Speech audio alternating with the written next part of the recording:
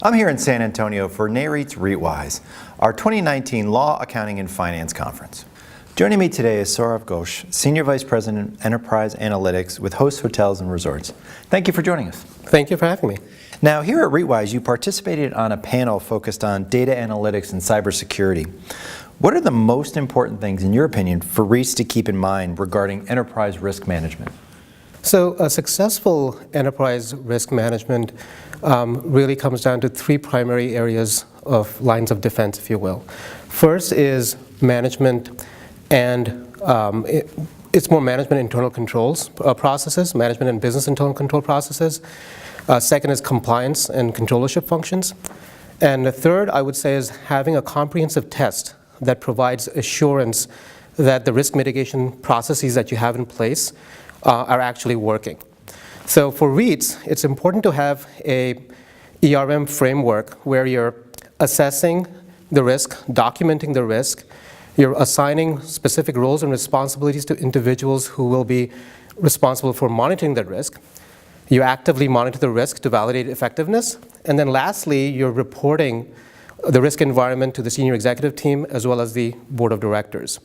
Now, for REITs, there are different types of risk. There is strategic risk, there is operational risk, and for a hotel REIT, which is where I work, we actually don't have control over operations. So there is that operational risk, which is tough for us to really have any control over. And then there's financial risk.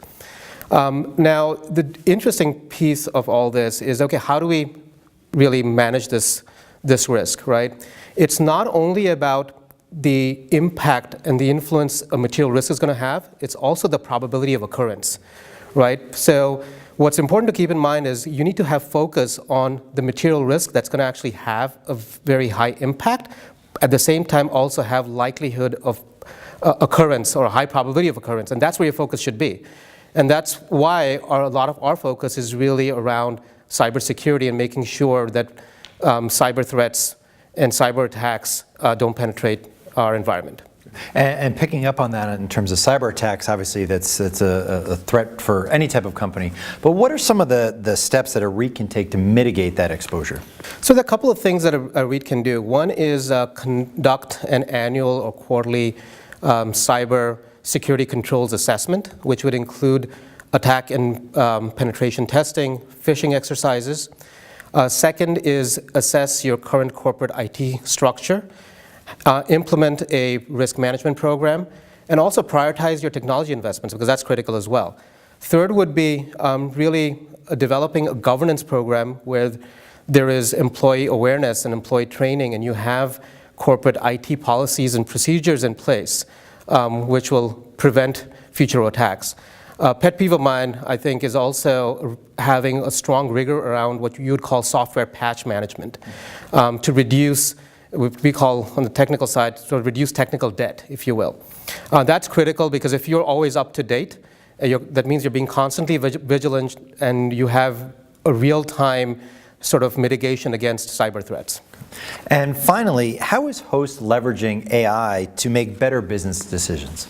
So in the second quarter of last year, Host and IBM entered into a joint research development project to really enhance our predictive analytics capabilities. And both parties brought something to the table. Host has unparalleled scale and access to information, being the largest lodging REIT, and IBM, with its computing power and also its natural language processing abilities, was able to come together. We were able to come together and develop a product that would give us better insight into the markets we're looking at investing. So the focus we have where we are leveraging structured data and unstructured data and using artificial intelligence and machine learning is to really understand which markets would potentially outperform or underperform the national environment. And what that allows us to do is actually make better capital allocation decisions, whether it's from an investment perspective, from a disposition standpoint, or even where we are investing capital for renovations. Because if a market is doing really well and you have high occupancy, you don't want to be renovating at that point in time. So having that predictive outlook 5 to 7 years and being able to make better capital allocation decisions, that's the tool that we are ultimately hoping to get as a result of our partnership with IBM Watson. Excellent. Thank you so much for joining us. Thank you. It's a pleasure. For more information on this and other REIT news and analysis, be sure to visit NAREIT's website, REIT.com.